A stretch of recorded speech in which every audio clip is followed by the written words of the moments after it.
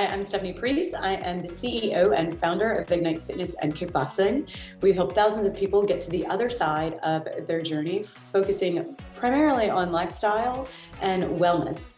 We really look to avoid restriction at all costs possible. We want to make certain that we get to the other side and that we have sustainable habits that promote a healthy lifestyle for the rest of our lives. So in this video today, I wanted to talk to you about the top 3 mistakes that we have with macros. And I hear about these all the time, and I think that it's really important for us to address them. Oftentimes people will say, macros are so hard and they're overwhelming, and I just don't want to track all that information. And I totally get that, right? 100%. But let me say this. If you are trying to get anywhere in life, we measure everything all day anyway, right? We're measuring if we go and buy a vehicle. You wouldn't just go and buy a vehicle without measuring if it fits in your budget, right? There are things that we measure all day, every day, and we do that subconsciously. Why is it that this would be any different? So I really want you to think about that. Why is it that what I consume is not as important as all of the other things in my day-to-day lifestyle? But let's talk about this. First of all, what are macros? So there's 3 main macros. There's actually a 4th macro, but the first main macro is protein. Then we have carbohydrates, and we also have fats. So these are the nutrients that we need in our body, and we need these in really large quantities, right? As you change your goals over time, these ratios also will change as well. They will be adjusted. So one ratio may be very different from what it is that you're looking to accomplish than the next one. And this can change in your training from day to day. You may see that there's actual variability in your day-to-day macro load. It just depends on what it is that you're looking for. So is your training intensifying? Then your macros change. If your training is not intensifying, then your macros change. If you're looking for body recomp, what do your macros look like for that? If you're looking for fat loss, what do your bodies look for that? Macros give us the ability to correctly fuel based on what it is that we're actually looking to accomplish. So recently I was in a bulking phase, and because I was in a bulking phase, my macros were in a very different space than what it is that my macros are typically in. Then I went into a cut phase, macros in a very different space than what it is that I typically look at, right? So really think about that. What is it that you're looking to accomplish, and how is it that you can fuel correctly based on those specific goals? One of the other things that I hear about macros, and I hear this a lot, is, gosh, it can be really obsessive. You're just really obsessive about what it is that you consume. I want to go back to what I had said earlier. You measure everything all day anyway, right? Why is it that this would not be in the same level of importance with everything else that you're measuring? If you were going to go run a 5K, and this is a really good example, would you go run 8 miles one day and 4 miles the next day and 3 miles and then 9 miles and then a half mile? No, you wouldn't randomly train like that, right? You would collect data along the way.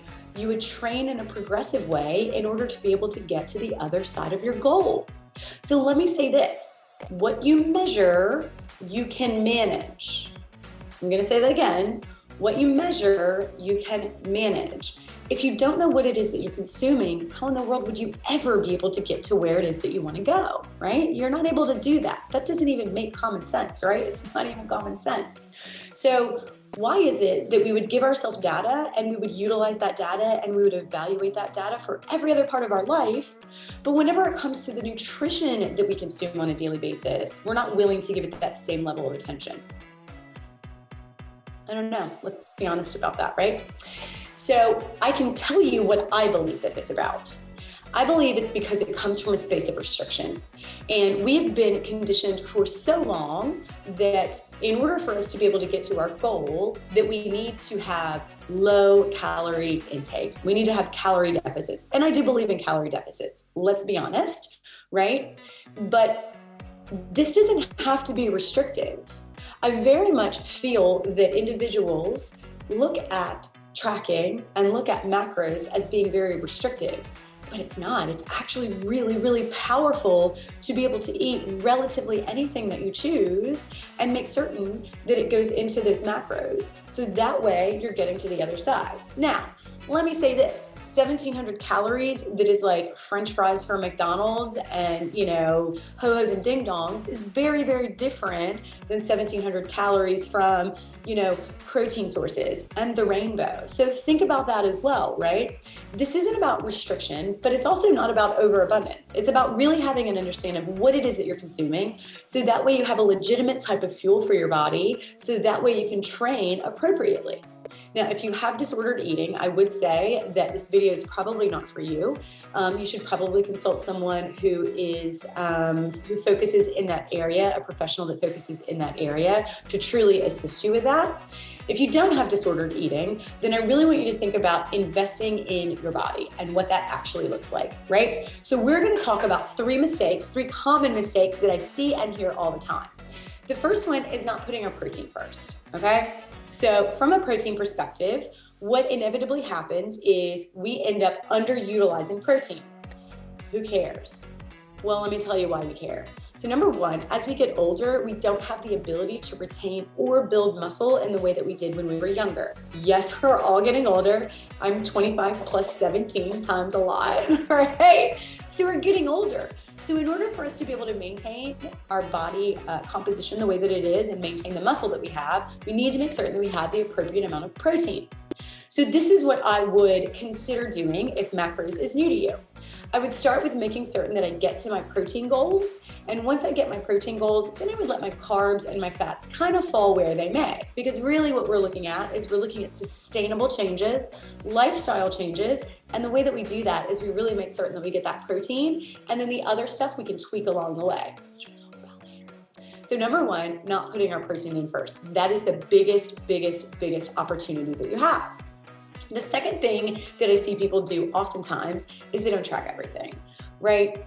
You got to measure and track everything. If you don't measure and track everything, you're not being honest with yourself and you're not going to get to the other side of your goal, right? Like, hello. So when you eat that ho-ho and when you eat that ding dong and when you eat off your toddler's plate and when you eat and snack off of the baby's plate, put that in. It isn't about necessarily today, right? And what is happening today and your macro loaded today. It's all of that adds up. So if you're 150 calories over today from a macro perspective, once you like math it out, right? And you take that and you multiply that over 30 days, think about how heavy your calorie load is. Think about how off your macro load is because you're not tracking appropriately. So this is the other thing. We don't really want to track because we don't want to actually acknowledge what it is that we're consuming, right? So how many of you guys have ever like snuck into the cabinet and like had that like, and then popped it back in and nobody's gonna know? Because I mean, like Lily always has dark chocolate chips in the pantry.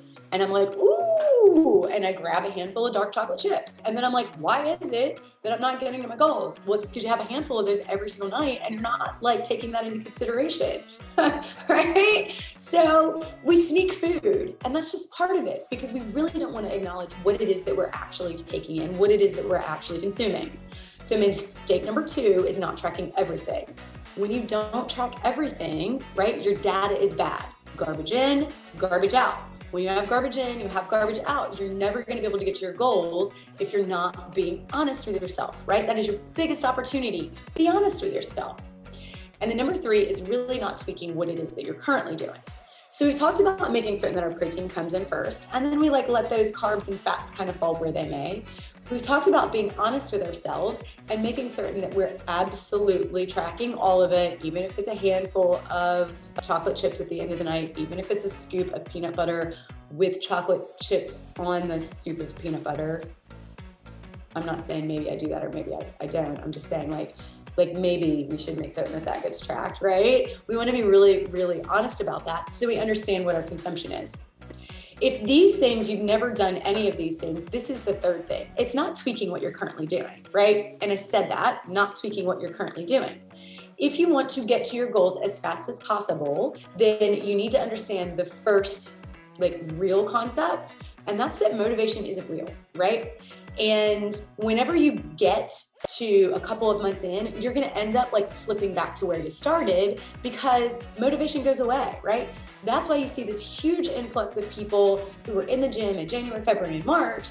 but you see people start to dip off. They start to dip off because motivation isn't real. This is about sustainable habits. So this is what I will encourage you to do. Track currently, right?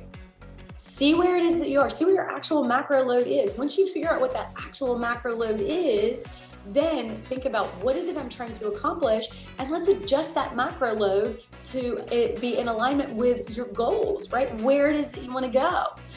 Recognize that not tracking everything. Recognize that not putting your protein first. Recognize that not going back and looking at those carbs and fats and saying, okay, well, maybe I could stand to make some tweaks and some adjustments here.